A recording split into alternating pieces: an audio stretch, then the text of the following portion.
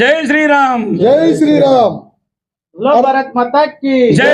నరేంద్ర మోడీ గారి నాయకత్వం, వర్ధిల్లాలి. నరేంద్ర మోడీ గారి నాయకత్వం, వర్ధిల్లాలి. ఎంపీడీకి జై శ్రీరామ్. జై శ్రీరామ్. తెలంగాణ బీజేపీ పార్టీ ఆదేశాల మేరకు గత వారం రోజుల క్రితం తెలంగాణ కాంగ్రెస్ పార్టీ సంవత్సర కాలంగా చేస్తున్నటువంటి అరాచకాలపైన, వాళ్ళు ఇచ్చినటువంటి హామీలపైన ఛార్జ్ షీటు వేసినటువంటి మా బీజేపీ పార్టీ తెలంగాణ అధ్యక్షుడు శ్రీ కిషన్ రెడ్డి అన్న గారి ఆదేశాల మేరకు మక్తల్ నియోజకవర్గంలో పాత్రికేయ మిత్రుల సమావేశం ఏర్పాటు చేయడం జరిగింది. ఈ పాత్రికేయ మిత్రుల సమావేశంలో పాల్గొన్నటువంటి సోదరిమణి ప్రసన్న బలరాం రెడ్డి గారు, అదేవిధంగా సోదరుడు బలరాం రెడ్డి గారు, తమ్ముడు కనగరాజు గారు, జయానంద్ రెడ్డి గారు, అశోక్ కుమార్ గారు, అదేవిధంగా భరత్ గారు, అదేవిధంగా రామ్మాధవ్ గారు, మిగతా సోదరులందరికీ హృదయపూర్వక నమస్కారాలు తెలియజేస్తూ, ఏదైతే గత ఎన్నికలలో కాంగ్రెస్ పార్టీ అధికారంలోకి రావడానికంటే ముందు ప్రజల యొక్క జీవితాలతో ఆడుకోవాలి అనే ఉద్దేశంతో వాళ్ళ యొక్క నమ్మకాన్ని వమ్ము చేసే విధంగా పరిపాలిస్తున్నటువంటి రేవంత్ రెడ్డి గారి ప్రభుత్వం ఈరోజు సంవత్సరం పూర్తి కావస్తున్నప్పటికీ వాళ్ళు ఇచ్చినటువంటి హామీలు కానీ, వాళ్ళు ఇచ్చినటువంటి గారెడి అంకెలు అయినటువంటి 6 గ్యారెంటీలు కానీ తుంగల్లో తొక్కి మేము మంచిగా పనిచేస్తున్నామని చెప్పేసి గత 3 రోజుల క్రితము మహబూబ్ నగర్లో రైతు పండుగ చేసుకున్నటువంటి కాంగ్రెస్ నాయకులకు సూటిగా ఈ సభా వేదిక నుంచి మేము ప్రశ్నిస్తున్నాం. కాంగ్రెస్ నాయకులు ఈరోజు జబ్బలు సరుచుకొని వాళ్ళు మేము తెలంగాణని అభివృద్ధి చేస్తామని చెప్పుకుంటున్న కాంగ్రెస్ నాయకులు, మీరు చేసినటువంటి అభివృద్ధి ఏమిటి? మీరు ఏ రకంగా ఈరోజు పండుగలు చేసుకుంటున్నారు? మీరు ఇచ్చినటువంటి హామీలను ఎంతవరకు నెరవేర్చిండ్రు? ఈరోజు మీరు గొప్పలు చెప్పుకుంటున్నటువంటి 54,000 కోట్ల రూపాయలను మేము ఖర్చు చేసినామని చెప్పుకుంటున్నాం. మీరు తెలంగాణ ఎలక్షన్ల కంటే ముందు చెప్పినటువంటి గ్యారెంటీలు ఏవైతే 6 గ్యారెంటీలలో మొట్టమొదటిది 2 లక్షల రుణమాఫీ. ఎంతవరకు మీరు రుణమాఫీ చేసిండ్రు? మీరే మంత్రివర్గ సమావేశం ఏర్పాటు చేసుకొని 49,000 కోట్ల రూపాయలు తెలంగాణలో రైతాంగానికి ఇవ్వాలని చెప్పింది మీరే.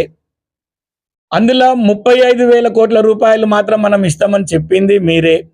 చివరికి 18,000 కోట్ల రూపాయలు మాత్రమే మీరు రైతాంగానికి ఇచ్చింది వాస్తవం కాదా? అందులో భాగంగానే మొన్న మహబూబ్ నగర్ మీటింగ్లకు వచ్చినప్పుడు 3,000 కోట్ల రూపాయలు మాత్రం రిలీజ్ చేసి దాన్ని 21,000 కోట్ల రూపాయలకు పూర్తి చేసిండ్రు. మరి 21,000 కోట్ల రూపాయలకు మీరు ఇచ్చినటువంటి 2 లక్షల రూపాయల హామీ నెరవేరినట్లేనా? ఎంతవరకు 2 లక్షల రూపాయలు మీరు నెరవేర్చిండ్రు? మీరు చెప్పిన మాట మీద ఎక్కడి వరకు ఒక్క స్కీమ్ మీద 2 లక్షల రూపాయలు మాత్రము ఎవ్వరికి రుణమాఫీ కాలేదు. ఇది కాంగ్రెస్ నాయకులే సమాధానం చెప్పాలి. తెలంగాణలో మేము ఇంతమందికి చేసినామని చెప్పే దమ్ము ఉందా, ధైర్యం ఉందా కాంగ్రెస్ నాయకులారా? అది గాలికి వదిలేస్తుంది. అదేవిధంగా రైతాంగానికి గతంలో 10 సంవత్సరాల క్రితం నుంచి ఉన్నటువంటి రైతు బంధు పేరిట రైతాంగానికి ఎకరాకు 5,000 రూపాయలు ఇస్తున్నటువంటి గత ప్రభుత్వాన్ని మేము మర్చిపోయే విధంగా చేస్తామని చెప్పేసి ఎకరకు 7,500 రూపాయలు ఇస్తాం ప్రతి 6 నెలలకు అని చెప్పిద్రి. సంవత్సరానికి 15,000 రూపాయలు ఇస్తామని చెప్పిన మీరు ఎవరికన్నా కానీ పట్టా భూమిలో ఉన్న రైతులకు 15,000 రూపాయలు ఇచ్చారా? ఎవరికన్నా కానీ కౌలు రైతులకు 12,000 రూపాయలు ఇస్తామని చెప్పిన మీరు ఎంతమందికి ఇచ్చిండ్రు? ఈ 2వ హామీ తుంగల్లో దొక్కిద్రి. అదేవిధంగా ఎవరైతే కళ్యాణ లక్ష్మి షాదీ ముబారక్ కింద 1,00,000 రూపాయలే అప్పుడున్న ప్రభుత్వం ఇస్తున్నది, దానికి తోడు మేము తొలం బంగారం ఇస్తామని చెప్పిన మాట వాస్తవం కాదా? మరి ఎంతవరకు మీరు తొలం బంగారము ఇంతవరకు ఏ మహిళా తల్లులకు మీరు ఇచ్చిండ్రు? ఎవరికన్నా కానీ మీరు తొలం బంగారం ఇచ్చినామని చెప్పేసి ఏ పెళ్లి కూతురుకైనా కానీ ఏ తల్లిదండ్రులకైనా కానీ మీరు ఒక 10 కుటుంబాలను మీరు తెలంగాణలో, మేము అడుగుతున్నది మక్తల్లోనో మహబూబ్ నగర్లోనో కాదు, తెలంగాణలో ఎవరికన్నా మీరు ఇచ్చింది మీరు చూపించగలుగుతారా? అదేవిధంగా మహాలక్ష్మి స్కీమ్ అని పెడితే ఒకటి 2,500 రూపాయలు ఇస్తాం మేము ప్రతి యువతికి, ఇంట్లో పని చేసుకున్నటువంటి వాళ్ళకి ఇస్తామని చెప్పిండ్రు. ఎంతమందికి 2,500 రూపాయలు ఇచ్చిండ్రు? మీరు ఇచ్చిన హామీలనే మేము గుర్తు చేస్తున్నాము. అదేవిధంగా 2,000 రూపాయల పింఛన్ను 4,000 రూపాయలు చేస్తామంటారు. ఆ 4,000 రూపాయల పింఛన్ని కూడా భార్యకు భర్తకు ఇద్దరు కూడా ఇస్తాం మేము అని చెప్పేసి గొప్పలు ప్రగల్భాలు పలికిన కాంగ్రెస్ నాయకులు ఒక్కసారి కళ్ళు తెరిచి జనాల దగ్గరికి వెళ్ళేసి మేము ఈ రకమైనటువంటి హామీలను ఇచ్చినామని మీరు చెప్పే ధైర్యం ఉన్నదా? మీరు ఈ కార్యక్రమాలు ఇవే కాకుండా మీరు ఇచ్చినటువంటి ఆటోల వాళ్ళకు 1,000 రూపాయలు ప్రతి నెలకు ఇస్తామని చెప్తారు. మరి ఆటోలు కొనుక్కున్నటువంటి వాళ్ళకు ఎంతమందికి మీరు ఇవ్వగలిగినరు? తర్వాత మీరు ఇచ్చిన మేము ఉచితంగా మహిళా తల్లులకు మేము బస్సు ఇచ్చినామంటున్నారు, రైతు బస్సు ఫ్రీ. చాలా సంతోషంగా మేము కూడా స్వాగతిస్తున్నాం మీరు చేసిన పనికి. మరి రైతుల్లో ఏదైతే మహిళలకు బస్సులు పంపిస్తున్నారో మరి బస్సుల సంఖ్య కూడా పెంచాల్సిన అవసరం ఉన్నదా లేదా? ఈరోజు మహిళలు మేము గ్రామాల దగ్గరికి వెళ్తుంటే చాలామంది మహిళలు కూడా ఎంతంటి దుమ్మెత్తిపోస్తున్నారు కాంగ్రెస్ ప్రభుత్వం పైన. ఈ ఉచిత బస్సు ఎవరు పెట్టమన్నారు? మహిళలందరూ కూడా బస్సులలో వెళ్తుంటే మా పుస్తెలతాళ్ళు పోయినవని కొంతమంది, గాజులు పోయినవని కొంతమంది, మెటెలు పోయినవని కొంతమంది, ఆడపిల్లలకు గోస వర్ణనాతీతము. అంటే బస్సు నిండుగా వెళ్తుంటే ఎవరు ఏ రకంగా చోరీ అవుతుందో తెలియని పరిస్థితులలో ఈరోజు ఉచితంగా మీరు మహిళలకు బస్సు ఇచ్చి మహిళల యొక్క శాపనార్థాలు తింటున్నది రేవంత్ రెడ్డి సర్కారు. ఇందులో ఎలాంటి సందేహం లేదు. మీరు సిలిండర్లు ఇస్తామని చెప్తిరి, 500 రూపాయలకు సిలిండర్లు ఎంతమందికి ఇస్తారు? టోకెన్లు ఇచ్చిండ్రు, గ్రామానికి వచ్చేసి 10-15 టోకెన్ పరిస్థితి అయింది. ఆ 10-15 టోకెన్లకు ఇస్తే కూడా లాస్ట్ మంత్లో 800 రూపాయలు వసూలు చేసుకుంటున్నారు, అంతకంటే ముందు 1000 రూపాయలు వసూలు చేసుకుంటున్నారు. అసలు మేము కట్టిన పైసలే నక్కనే పోతున్నా, మాకు తిరిగి వస్తామంటున్నారు. రెడ్డి గారు మాకు పైసలు ఎందుకు వస్తలేవని చెప్పేసి ఈరోజు పేదింటి వాళ్ళు అడుగుతున్నారు. ఇది ఇవ్వలేదు. తర్వాత ఒక పేదింటి వాళ్ళకు 200 యూనిట్ల వరకు కరెంటు బిల్లు ఇస్తున్నామంటున్నారు. మరి కరెంటు బిల్లు మీరు ఫ్రీగా ఇస్తున్నప్పుడు కరెంటు బిల్లుని పేద ఇండ్ల వాళ్ళ దగ్గర ఎందుకు మీరు వసూలు చేసుకుంటున్నారు? మీ ఎలక్ట్రిసిటీ బోర్డు వాళ్ళు 200 యూనిట్ల వరకు అయితే మీరు అన్నది వాస్తవమే. మరి దాని మీద మీరు కాన్సన్ట్రేషన్ పెట్టకపోతే మేము గొప్పలు పెద్ద ఎత్తున చేసినామని చెప్తున్న మీరు మరి ఇన్ని గ్యారంటీల పైన ఇన్ని హామీల పైన ఎంతవరకు మీరు సమాధానం చెప్పడానికి మీరు ముందుకు వస్తున్నారు? అరే ఎక్కడ వెళ్ళినా కానీ రైతు పండుగ మీద మీరు మొన్న మహబూబ్ నగర్లో పెట్టడానికి ఎంఆర్ఓలని, విఆర్ఓలని, విఆర్ఏలని మీరు వెళ్ళి మందిని ఎక్కించుకొని రారని చెప్పేసి వాళ్ళని ప్రలోభాలకు గురి చేసి జనాలని మీరు మీటింగ్ తరలించి ఇంతమంది మా పార్టీ పిలుపు మేరకు వచ్చిందని చెప్పిన మీరు నిజంగా రైతాంగానికి చేసినటువంటి గొప్పతనం ఏంది? మీరు చేసి 10 సంవత్సరాల నుంచి చేయని ప్రభుత్వాన్ని మేము 10 నెలల్లో చేసి చూపిస్తామని చెప్తున్నారు. మేము ఈరోజు ఈ సభాముఖంగా కాంగ్రెస్ వాళ్ళకి పదే చెప్తున్నాం, మీరు ప్రజల యొక్క మనసులను మరల్చే విధంగా గత సంవత్సరం నుంచి పనిచేస్తున్నారు తప్ప మీరు ఇచ్చిన గ్యారెంటీలు కానీ హామీలు కానీ మీరు దానిపైన కాన్సన్ట్రేషన్ పెట్టట్లేదు. కాళేశ్వరం ప్రాజెక్టు మీద 1,00,000 కోట్ల రూపాయలు ఖర్చు పెట్టి పైసలు తిన్నారు టీఆర్ఎస్ అని చెప్పింది ఇదే కాంగ్రెస్ నాయకులు. ఇప్పుడు 1,50,000 కోట్లతోటి మీరు ఏ రకంగా మూసీ నదిని ప్రక్షాళన చేస్తామంటున్నారు? మీరు ఖజానానే లేదని చెప్తున్నాం. మీకు ఈ 1,50,000 కోట్ల రూపాయలు ఎక్కడి నుంచి వస్తాయి? అల్టిమేట్లీ అప్పు తీసుకొచ్చుకోవాలి. అంటే మీరు అప్పు తీసుకొచ్చినటువంటి ఈ మూసీ ప్రక్షాళన అవసరమా?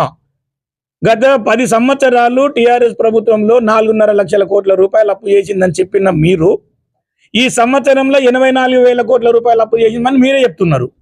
అంటే 10 సంవత్సరాలకు 4.5 లక్షల కోట్లు వాళ్ళు చేస్తే నీ ఒక్క సంవత్సరానికి 1,00,000 కోట్లు చేసినావు. అంటే 5 సంవత్సరాలకు 5 లక్షల కోట్లు చేస్తున్నట్లే కదా దీన్ని బట్టి. మరి మీ అభివృద్ధి ఏడుంది? అంటే మేము గత ప్రభుత్వాన్ని మేము వెనకేసుకొస్తలేము. ఆ గతంలో ప్రభుత్వం అన్నా కానీ వాళ్ళు ఇచ్చినటువంటి కరెంటు లేనప్పుడు కరెంట్ ఇచ్చిరి, తాగడానికి నీళ్ళు ఇచ్చిరి, మిషన్ భగీరథ చేసిరి, రైతు బంధు ఇచ్చిరి. ఈరోజు రైతు బంధు అనేది మర్చిపోయే విధంగా చేసిండ్రు. గత సంవత్సరం నుంచి ఇంతవరకు మీరు రైతు బంధుని ఎందుకు ఇవ్వట్లేదు? మీ యొక్క నిర్వాహకం వల్లనే ఈరోజు మాగనూరు లోపల స్కూల్ లోపల ఎంత దారుణమైన పరిస్థితి ఏర్పడ్డది. ఎన్నడూ కనీ విని ఎరగని రీతిలో వారంలో 2 సార్లు అక్కడ పిల్లల అనారోగ్యానికి అస్వస్థతకు గురైన విషయం వాస్తవం కాదా కాంగ్రెస్ నాయకులారా? ఎందుకు జరిగింది? దీనిపైన మీరు కాన్సన్ట్రేషన్ పెట్టక, దీనిపైన మీరు దృష్టి సారించక మేము గొప్పలు చేస్తున్నామన్నటువంటి మండల నాయకులు కావచ్చు, తాలూకా నాయకులు కావచ్చు, రాష్ట్ర నాయకులు కావచ్చు, మీరు చేసినటువంటి మరి ఏదైతే గొప్పలు చెప్పుకుంటున్నారో మేము ఇన్ని ఇచ్చినాం అన్ని ఇచ్చినామని చెప్పేసి గ్యారంటీల పైన మీరు చేస్తున్నటువంటి ఒకసారి చూపిరి. మేము భారతీయ జనతా పార్టీ మేము చేస్తున్నటువంటి కార్యక్రమాలు, మేము చెప్పే విషయాలంటే మాకంటే కూడా మేము మెంబర్షిప్ విషయంలో ఊర్ల పొంటి పోతుంటే అయ్యా నరేంద్ర మోడీ గారు బియ్యం మేము ఉచితంగా తీసుకుంటున్నాం, మార్కిలలో వస్తున్నాం అంటున్నారు. ఈరోజు రైతాంగాన్ని వ్యవసాయం చేసుకుంటుంటే ఎకరాకు 19,000 రూపాయల ఫెర్టిలైజర్ని మేము సబ్సిడీ రూపంగా గవర్నమెంట్ బీజేపీ ప్రభుత్వం ఇస్తున్నది వాస్తవం కాదా? ఈరోజు రైతు వేదికలు కట్టుకుంటే ఆ రైతు వేదికల్లో సింహభాగము కేంద్ర ప్రభుత్వం అందే ఉంది. మీరు ఎక్కడికి వెళ్ళినా ప్రకృతి వనాలు తీసుకోండి, మేమే ఇచ్చినటువంటి కార్యక్రమాలు, మా ఇచ్చినటువంటి డబ్బులే మేము ఎక్కువగా ప్రకృతి వనాలకు కానీ, తర్వాత ఈరోజు శ్మశానాలకు ఇచ్చినటువంటి డబ్బు కూడా సింహభాగము కేంద్ర ప్రభుత్వానిదే ఇప్పుడు కూడా మేము ఇస్తున్నాం. గ్రామ పంచాయతీలకు ఇచ్చినటువంటి నిధులు కూడా ఎక్కువ భాగంలో మేము కేంద్ర ప్రభుత్వం నుంచి వస్తున్నవే. ఏ డెవలప్మెంట్ని తీసుకున్నా కేంద్ర ప్రభుత్వ నిధులతోటి ఇచ్చినటువంటి హామీల కంటే కూడా మేము ఎక్కువ చేస్తున్నామని ఈ సందర్భంగా మేము గుర్తు చేస్తున్నాం. మీరు కాంగ్రెస్ పార్టీ వచ్చినప్పటి నుంచి కూడా మీరు కాళేశ్వరం అని చెప్పేసి ఒక 3 నెలలు గ్యాప్ ఇస్తుంది, తర్వాత ఎలక్ట్రిసిటీ బిల్ అని చెప్తుంది, అది 3 నెలలు గ్యాప్ ఇస్తుంది, తర్వాత ఈ హైడ్రా అని తీసుకొని వస్తుంది. అది ఎంత దుర్మార్గమైన పని అంటే ఎవ్వరికి ఇన్ఫర్మేషన్ లేకుండగా, ముందస్తు సమాచారం లేకుండగా మీరు ఏ లెక్కన ఇండ్లను కూలగొడతారు? మీరు ఇండ్లు కట్టించినప్పుడు మీరు ప్రతిపక్ష హోదా ఉన్నప్పుడు మీరు ఎందుకు అడగలేదు ఇట్లాంటివి ఉందని? ఈరోజు మీ చేతులకు అధికారం రాగానే అమాయకులైనటువంటి పేదింటి ప్రజల యొక్క ఇండ్లను కూల్చగొట్టడానికి మీకు ఏ రకంగా మనసు వచ్చింది? ఈరోజు మూసి ప్రక్షాళన చేస్తే మేము బుల్డోజర్లతోనే తొక్కిస్తాము, మిమ్మల్ని పేగులు మెడలేసుకొని తిరుగుతాము.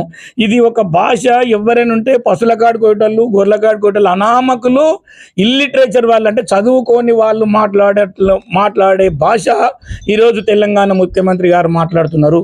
ఒక హుందాతనంతోనే మాట్లాడాల్సింది పోయి ఈరోజు తెలంగాణ ప్రజలు తలదించుకునే విధంగా మీరు మాటికి ముందు మేము బుల్డోజర్తో ఎక్కిస్తాం, అడ్డం వస్తే వాడిని అక్కడనే బాంబులతోనే పేల్చేస్తాం.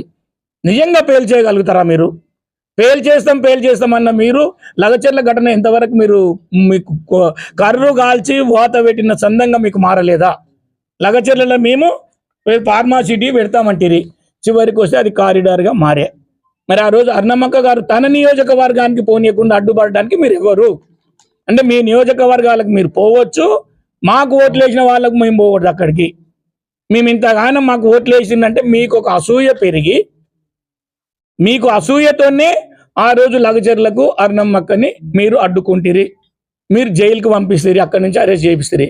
దానికి పర్యవసానంగానే మీరు ఆ యొక్క ఫార్మాసిటీ కాస్త కారిడార్గా మారింది. అది కూడా చేస్తారో లేదో తెలియదు. అంటే మీ దగ్గర ఖజానానే లేదంటారు, ఇవన్నీ ప్రాజెక్టులు పూర్తి చేస్తాం, ఇంకా ఏమన్నంటే మాకు బీజేపీ వాళ్ళు మాకు అడ్డు తగులుతున్నారు అంటారు. మీరు చేసిన ఉద్దారకం ఏంది? బీజేపీ నాయకులు కానీ కార్యకర్తలు కానీ అడ్డు తగిలింది ఏంది? మీరు వర్కులు చేయండి, ఖచ్చితంగా మేము ఇంతకుముందు కూడా చెప్పినాం, భారతీయ జనతా పార్టీ ఖచ్చితంగా స్వాగతిస్తుంది. డెవలప్మెంట్కు మేము ఎట్టి పరిస్థితులలో మేము వ్యతిరేకం కాము అని చెప్పేసి మేము చెప్తున్నాం, మన అధినాయకత్వం చెప్తున్నది, మేము కూడా చెప్తున్నాము. మీరు నిధులు తీసుకొని రండి, అభివృద్ధి చేయండి. ఈ మూసీ నది ప్రక్షాళనకు 1,50,000 కోట్ల రూపాయలని కాంట్రాక్టుగా సోనియా గాంధీ గారి అల్లునికి ఇవ్వడం ఎంతవరకు కరెక్టు? రాబర్ట్ వధేరా గారికి 1,50,000 కోట్ల రూపాయలు మీరు కాంట్రాక్ట్ ఇవ్వడానికా మూసీ నది ప్రక్షాళన? మీరు మొత్తం అప్పులున్నామని చెప్తున్నారు. అంటే శరీరం అంతా రోగాలు పెట్టుకొని ముఖంకి పౌడర్ వేసుకున్న సందంగా ఉన్నది ఈ కాంగ్రెస్ మాటలు చూస్తుంటే. అప్పుల పోతైన రాష్ట్రాన్ని మళ్ళీ అప్పులు తెచ్చి కూర్చొని మూసీ నది ప్రక్షాళన అవసరమా? మీరు ఏదైతే ఈ తులం బంగారం అన్నారో ఇవ్వండి ఆడపిల్లలకు, ఏదైతే మీరు ఉచితంగా కరెంట్ ఇందిరమ్మ ఇండ్ల గురించి మాట్లాడితే 5 లక్షల గురించి 5 లక్షలు ఇస్తామంటున్నారు. ఈరోజు మక్తల్ నియోజకవర్గంలో ఎన్ని గ్రామాలకు మీరు ఇండ్లు శాంక్షన్ చేసిండ్రు? ఎంతమందితోనో మీరు 5 లక్షల రూపాయలు మీరు ఇస్తామని చెప్పిండ్రు? తెల్ల రేషన్ కార్డులు ఇస్తామంటారు. ఆ రేషన్ కార్డులు ఎవరికన్నా ఇచ్చిండ్రు? సంవత్సరం అయింది, ఈ రోజు వరకు కూడా రేషన్ కార్డులు రాలేదు. ముసలోళ్ళు, భర్తలు చనిపోయిన వాళ్ళు ఈ గత 4 సంవత్సరాల నుంచి అంటే వాళ్ళు వయసు మీద పడ్డ వాళ్ళు, ఈరోజు మీరు ఏదైతే 58 నుంచి 60 సంవత్సరాలకు మేము పెన్షన్లు ఇస్తామన్న వాళ్ళు ఇప్పుడు 65 సంవత్సరాలైనా కూడా చాలా మందికి పెన్షన్ రాని తల్లులు ఉన్నారు, పెన్షన్ రాని ముసలోళ్ళు ఉన్నారు. మరి వాళ్ళని ఎందుకు మీరు పట్టించుకోవట్లేదు? ఇది జనరల్గా ఇది రెగ్యులర్ ప్రాసెస్ పెన్షన్ అనేది. అది మీ చేతిలో పెట్టుకొని సంవత్సర కాలంగా ఈరోజు పెన్షన్లను పెంచకపోతే, లేదంటే ఎవరికైతే అర్హులు ఉన్నారో అర్హులకు పెన్షన్లు ఇవ్వకపోవడం దుర్మార్గమైన చర్యగా ఈరోజు భారతీయ జనతా పార్టీ ఖండిస్తున్నది కాంగ్రెస్ ప్రభుత్వాన్ని. మీరు ఏ పని కూడా చేయకుండా మేము చేస్తామని చెప్పేసి ప్రజల సొమ్ముని దుర్వినియోగం చేసే విధంగానే మీరు సమావేశాలు ఏర్పాటు చేస్తున్నట్లుగా అనిపిస్తున్నది. కానీ మీరు 54,000 కోట్ల రూపాయలు 21,000 కోట్ల రూపాయలు రైతాంగానికి ఇస్తామంటారు. మరి ఎందుకు ఇంకా మిగతా పైసలు ఇవ్వట్లేదు? ఇవన్నీ కూర్చొని మేము 50,000 కోట్ల రూపాయలు ఏదో పెద్దగా చెప్పుకుంటున్నారు. ఇది కూడా ప్రజల సొమ్మే కదా. ఈరోజు రైతాంగానికి మొత్తం ఎందుకు ఇవ్వకపోయిండ్రు? ఇప్పుడు మీ సొంత జేబులకు వెళ్ళి ఏమి ఇవ్వలేదు. మరి అట్లాంటిది మిగతా వాళ్ళకు కూడా 2 లక్షల రూపాయలు ఖచ్చితంగా మీరు రైతాంగానికి మీరు రుణమాఫీ చేసేంత వరకు భారతీయ జనతా పార్టీ ఊరుకోదు.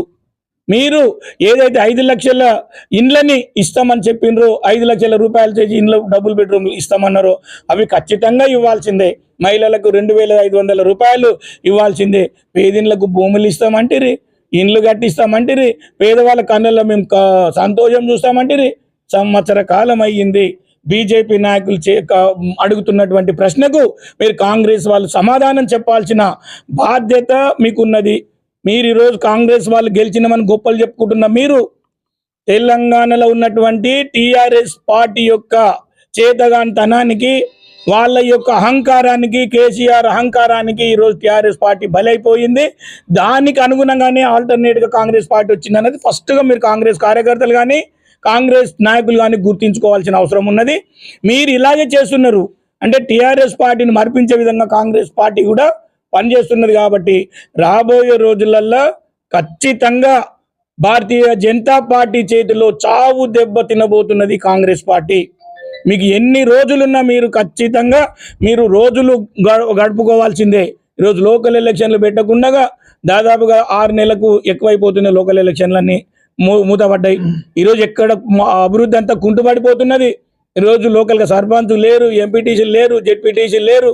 వ్యవస్థనంతా పక్కన పెట్టి మీ గెలిచిన ఎమ్మెల్యేల ద్వారా మీ వారి ద్వారా చేస్తున్నటువంటి నిర్వాహకం చూస్తే ఈరోజు సామాన్య జనం అంతా కూడా సిగ్గుతోన తలదించుకుంటున్నది. కాంగ్రెస్ నాయకులారా, దీన్ని మీరు గ్రహించి మంచిగా పోతే సంతోషం, లేకపోతే టీఆర్ఎస్కు పట్టిన గతే మీకు పడుతుంది.